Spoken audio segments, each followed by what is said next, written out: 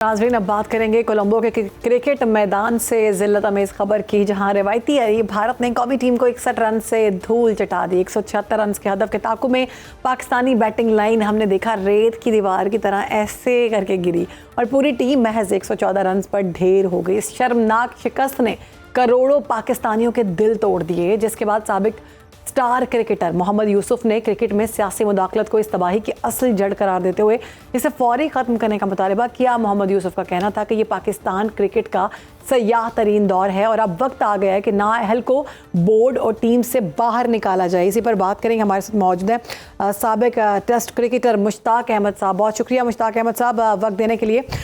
मुझे लगता है कि अब जो हालात हमारी क्रिकेट टीम के हो चुके हैं, इनके बारे में गुफ्तगू भी करने को दिल नहीं चाहता। बहुत से लोग मुझ जैसे जो शायकीन क्रिकेट थे, लेकिन इनकी एक के बाद गंदी परफॉर्मेंस की वजह से अब मैच देखना मैंने तो छोड़ दिया है। अब क्या समझते हैं कि कितना ये शर्मनाक था और कितना ही तकलीफ दे था कि आप 61 रन से, यानी एक होता है कि आप हार गए लेकिन आपने डट कर खेला, आप हारे नहीं, आपने उनके मैच उनके हाथों में थमा दिया। क्या कहेंगे? बिस्मिल्लाहिर्रहमानिर्रहीम। देखें, बीइंग ए नेशन, हम मुसलमान हैं और ये मुसलमान मुल्क है। मायूसी कुफर है, ये मायूस कभी नहीं होना। आपने भी और सबको और आपने भी मैसेज देना, ये मेरा और आपका काम है कि अच्छे लड़के खेलेंगे तो हम उनको शाबाश भी तो देते हैं, अगर बुरा करते हैं तो क्रिटिसाइज जरूर करें। कब खेलेंगे मुश्ताक अहमद साहब?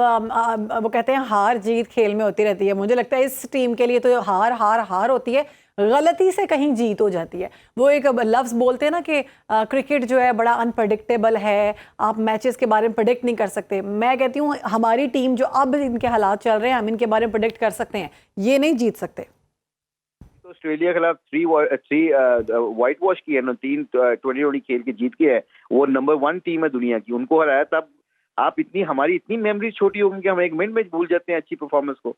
Let me ask you this question कि ये जो ऑस्ट्रेलिया को अभी 3-0 मार के गए हैं और फिर ऊपर से 8-9 मैच लगातार जीते हैं, स्टैट्स का पता है ना आपको?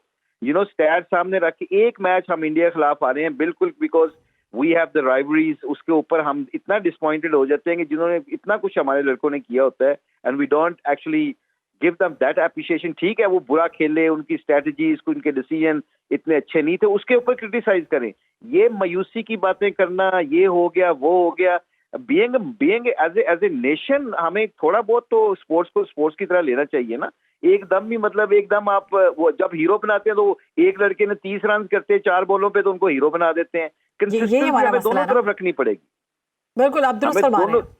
दोनों तरफ देखें, कोई भी बंदे के बारे में या किसी मुल्क के बारे में आपने किसी चीज के अपनी डेफिनेशन बोलना हो ना अपने, तो उनको बोलते हैं उनकी कंसिस्टेंसी के ऊपर। तो हमारी कंसिस्टेंसी जो है ना, हमारी आवाज भी कंसिस्टेंट होनी चाहिए।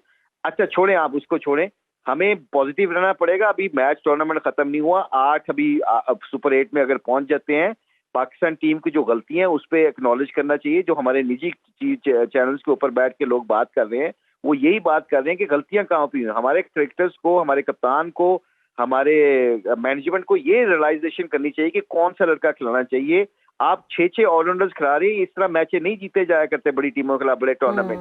आपने जेन्युइन बैट्समैन खिलाने हैं, जेन्युइन बॉलर खिलाने हैं, उनको कहाँ पे यूटिलाइज करना है, कंडीशन को कैसे रीड करना है, फैसला कैसे करना है, ये सारी चीजें जो होती है ना, ये राइट टाइम पे की जाए तो हमारी टीम में इतने लड़कों में तप्पड़ है जो ऑस्ट्रेलिया को 3 मैच लगातार हरा के जा सकते हैं, तो वो हर टीम को हरा सकते हैं। और मैं आपको let me tell you one thing, ये इंडिया की टीम इतनी तगड़ी नहीं है कि आप उनको मुश्ताक अहमद साहब, जो मोहम्मद यूसुफ साहब ने बयान दिया है, इसको आप कैसे देखते हैं? जो क्या उनका क्या बयान था? उन्होंने कहा है कि ये जो हम देखते हैं कि इस बोर्ड के अंदर जो नाअहल लोग हैं उनको रखा हुआ है और जो खिलाड़ी हैं नाअहल हैं उनको निकालने की बहुत ज़रूरत है, और जो पॉलिटिक्स चलती है उसकी वजह से ये सब कुछ हो रहा है। देखें, यूसुफ तो हमारे लेजेंड्स हैं, उनकी बात में डेफिनेटली, क्योंकि वो सिस्टम का हिस्सा रह के जा चुके हैं ना, तो उनकी बात में वजन होना चाहिए। हाँ, नहीं होनी चाहिए सियासत अगर है तो। I don't have no evidence, मेरे पास कोई सबूत नहीं है इसके ऊपर, इसलिए मैं बात नहीं कर सकता। मगर ये है कि जो भी है, क्रिकेट को क्रिकेट के तौर पे खेलना चाहिए हमें। हमारे यही लड़के हैं, इनको ही हमें सपोर्ट करना पड़ेगा, इन्होंने हमें जिताना है, इन्होंने यही हारेंगे। At times sometime you need to give them support. हाँ, जो कल का मैच आ रहे हैं, दुख हमें भी उतना ही है, यकीन मानिए। पता क्यों? क्योंकि बड़ी मोटी मोटी चीज, बड़ी बड़ी मोटी मोटी गलतियां की हैं जो कि नहीं होनी चाहिए थी। जैसे पिच को रीड करने के बाद आपने ऑफ स्पिनर नहीं लगाया, आप फास्ट बॉल पे चले गए दूसरा ओवर, फिर उसके बाद आपने उस्मान तारिक को बहुत लेट लेके आए आप लंबा खेलने के चक्कर में, और फिर आपने जब बैटिंग की तो आपने एक 175 देखा, कंडीशन को देखा, प्रोसेस को देखा ही नहीं है। ये मोटी मोटी चीजें हैं कि टॉस जीत के हमें बैटिंग पहले करनी चाहिए, क्योंकि हम इतना वो चीज इतनी अच्छी नहीं करते। साहब, ये कितना जरूरी है इन चीजों को समझना, ये किसने सेलेक्ट किसने करना होता है, डिसीजन किसने लेना होता है। कप्तान साहब क्यों इतना डिले करके आए और वो अपना दूसरा जो ओवर है वो लेने ही नहीं आ रहे थे। और दूसरा ये बात भी की जा रही है माहिरीन की जानिब से, जो क्रिकेट के माहिर हैं वो कह रहे हैं कि हम इंडिया से जब भी कभी जीते हैं हम पहले खेलते हैं तो ही जीतते हैं, क्योंकि चेज करना हमारे लिए थोड़ा मुश्किल होता है बाद में। तो ये फैसला कितना गलत था कि आपने टॉस जीतकर उनको खेलने का मौका दिया? इस वक्त कहना बड़ा आसान है मेरे लिए भी, मगर मैं सबसे पहले एक क्वेश्चन रेज करता हूँ।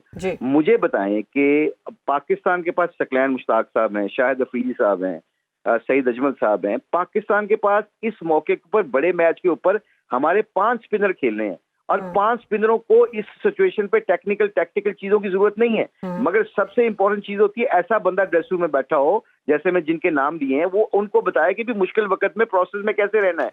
इस गेम के अंदर माइंडसेट का गेम है 75%। उस माइंडसेट में वही बंदा बता सकता है ना जो उस सिचुएशन से गुजरा होगा।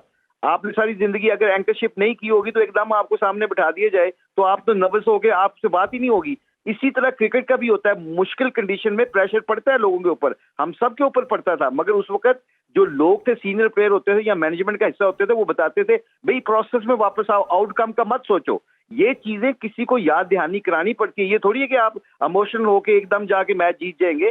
कोई प्रोसेस होता है, हर चीज के प्रोसेस में अगर रहेंगे तो हमें आउटकम खुद ब खुद अचीव कर लेते हैं आप। इसीलिए मैं 3 साल से कह रहा हूँ, 4 साल से कह रहा हूँ, और इस पे पता नहीं, I don't know why people don't consider those things, कि आपके पास शाहिद अफरीदी रिसेंटली रिटायर्ड हुआ है, हफीज है, स्पिनर है, सकलैन मुश्ताक साहब हैं, आपके पास सईद अजमल साहब हैं।